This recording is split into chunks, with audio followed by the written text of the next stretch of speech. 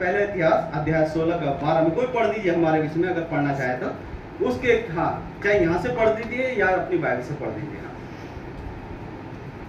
उसके किए हुए आश्चर्य कर्म, उसके चमत्कार और न्याय वचन स्मरण करो। हाँ, ये दाऊद कह रहा है, पर अपने लिखित उसमें बोल रहा है कि हम क्या करें, याद करें परमेश्वर के महान कार्य को।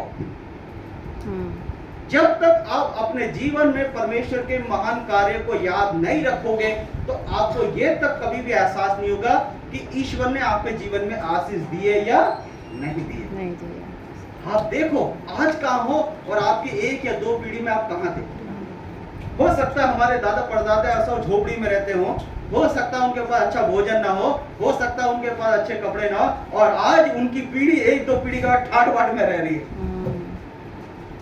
वो अनपढ़ होंगे, कम पढ़े लिखे होंगे, कपड़े भी ना होंगे, अच्छा भोजन नहीं मिलता होगा, लेकिन आज 1-2 पीढ़ी के बाद उनके बच्चे कैसे ठाट बाट में रह रहे हैं। आपको याद रहेगा जब आप पीछे देखोगे परमेश्वर का महान काम, कि आज उनके पोते या बेटे आज कितने ठाट बाट, कितनी अच्छे जाए। तो जिसको याद रखने की जरूरत है खुदा के महान कार्य को। इजरायली इसी काम में फेल हो रहे थे, बार बार अविश्वास उनके अंदर क्यों आ रहा था कि परमेश्वर के जो महान काम, सब स्कूल में पढ़ा, जो उसने किया, समुद्र को उनके सामने फाड़ दिया।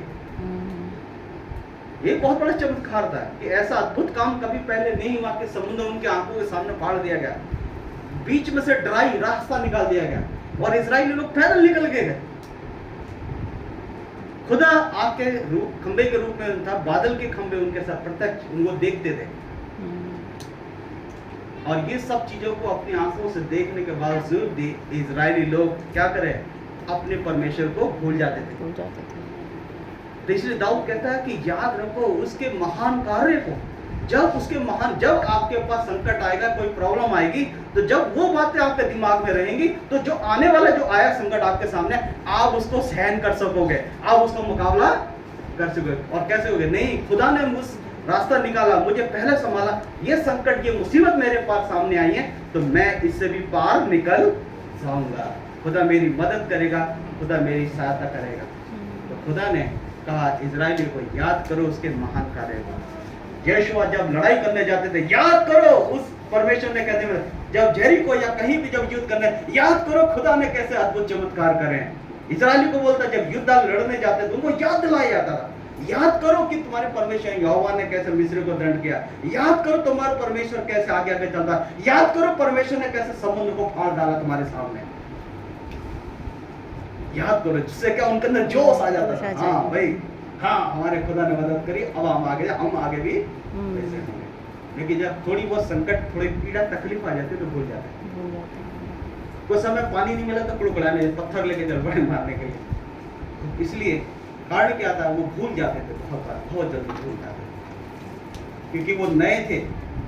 और आज भी जैसे नए विश्वासी आते हैं, हो सकता है कि वो पहली बार जब आए तो खुदा ने बहुत बड़ा चमत्कार उनके जीवन में किया और उन्होंने अपना जीवन प्रभु को दे दिया, बपतिस्मा भी ले लिया।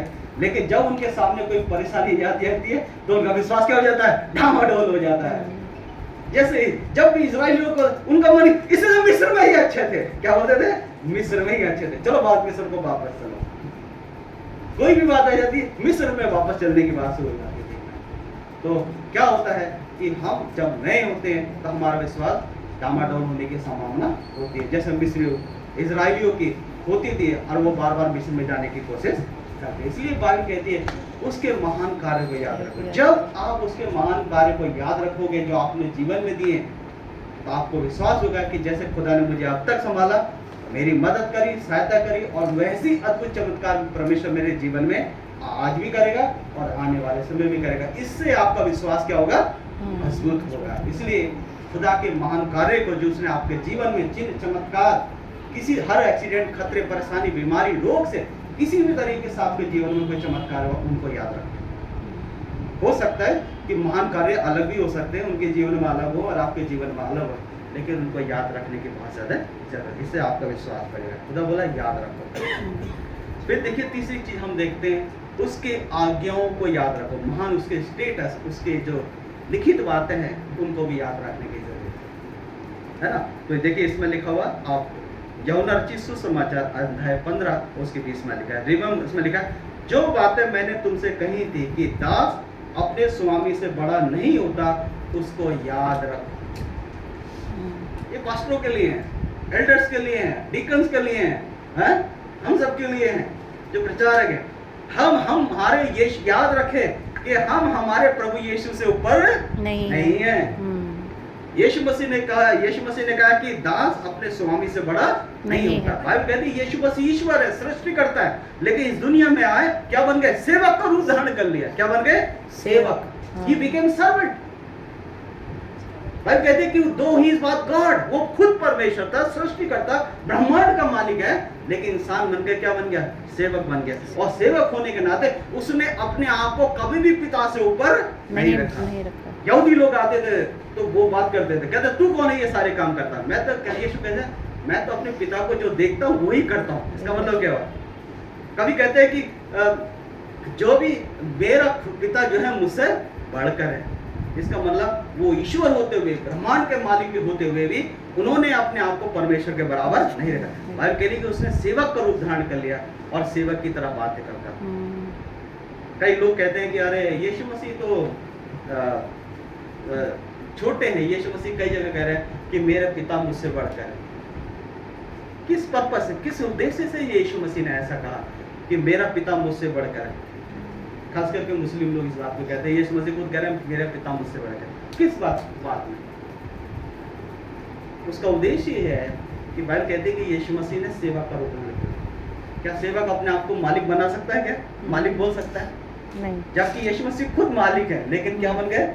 सेवक बन गए। और एक सेवक का काम है अपने मालिक को ऊपर उठाना, अपने मालिक को तवज्जो देना, अपने मालिक का सम्मान करना। तो यीशु मसीह मनुष्य का पुत्र बन गया और मनुष्य में रहते हुए उसने अपने पिता को, मालिक को, उसको सम्मान दिया और उसकी महिमा करी। तो इसलिए कहा तो ये हम सब पासवानों के लिए याद रखिएगा, हम यीशु से ऊपर नहीं हैं, हम यीशु के बराबर नहीं हैं, हम यीशु के क्या है?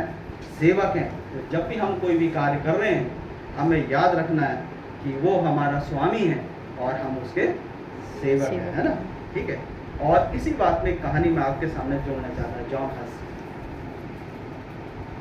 जॉन हस आज से काफी समय पहले की बात है, इतिहास में रिकॉर्ड है यूरोप के अंदर में।